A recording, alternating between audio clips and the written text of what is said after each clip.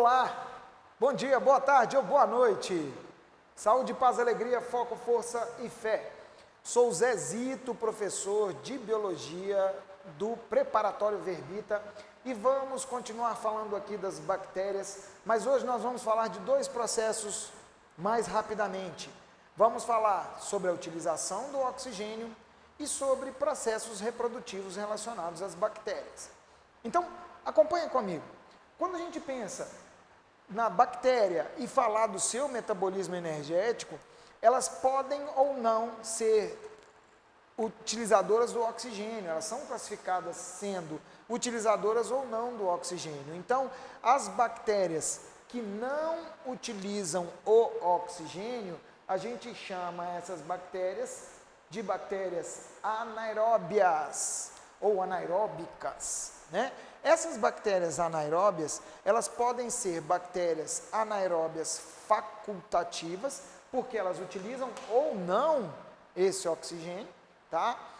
E elas podem ser as bactérias estritas ou restritas. Essas não suportam o oxigênio. Eu dei um destaque maior aqui para uma bactéria chamada de Clostridium tetani, bactéria causadora do tétano. Um detalhe para essa bactéria, inclusive, é o fato de, como ela não suporta o oxigênio, quando se tem algum tipo de ferimento, vale a pena se cuidar utilizando, lavando esse ferimento com água oxigenada. Então é bastante interessante isso.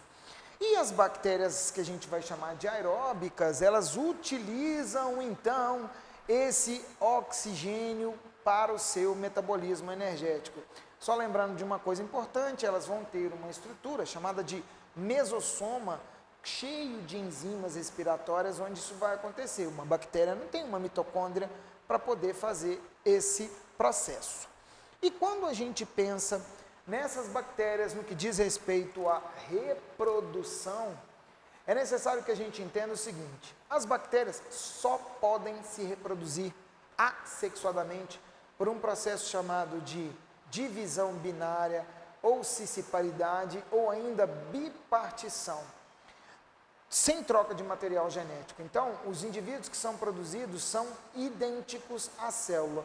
Vantagem disso, a rapidez com que esse processo acontece e a quantidade de indivíduos produzidos.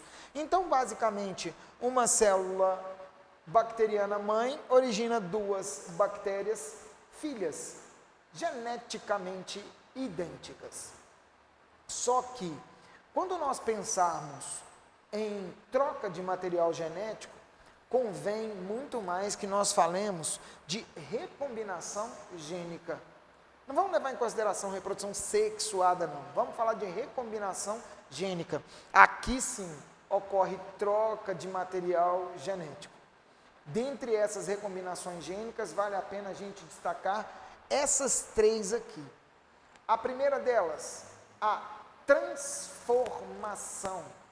A segunda, a conjugação. E a terceira, a transdução. Nós vamos levar em consideração que durante a transdução existe a utilização de um bacteriófago. O que é um bacteriófago? É um vírus que invade bactéria para que a sua troca de material genético aconteça. Na conjugação, seria como se duas bactérias estivessem namorando, né? E aí a gente pensa em troca através de uma ponte citoplasmática. Troca através de uma ponte citoplasmática. Destaque para essa conjugação seria a troca de plasmídio, que é um material genético que permite uma resistência a antibióticos. Então, quando a gente tem o surgimento de superbactérias, é porque houve um processo chamado de conjugação.